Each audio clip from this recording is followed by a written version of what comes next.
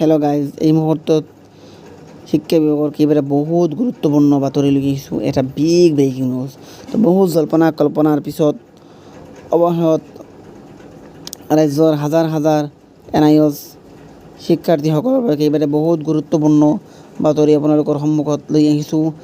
আজি NIOS 2024 19 July NIOS প্ৰাৰ্থীসকলে এটা বহুত গুৰুত্বপূৰ্ণ ৰেলী দিলে, এটা আন্দোলন কৰিলে, এটা মুভমেণ্ট কৰিলে যে NIOS DLED diploma in elementary education এই 18 মান্থছৰ এইটো যাতে ভেলিড কৰে অসম চৰকাৰে আৰু হওক আৰু তাৰ লগতে ভাৰত চৰকাৰে হওক এইটো ভেলিড কৰে, তেখেতে যাতে জাষ্টিছটো পায়। তাৰ বাবে তেওঁলোকে এটা বহুত গুৰুত্বপূৰ্ণ আপডেট দিলে, এটা বৃহৎ আন্দোলনত কাৰ্যসূচীত অংশগ্ৰহণ কৰিলে। গতিকে আপোনালোকে ভিডিঅ'টো পোনপ্ৰথমৰ পৰা লাষ্ট অৱধি চাওক।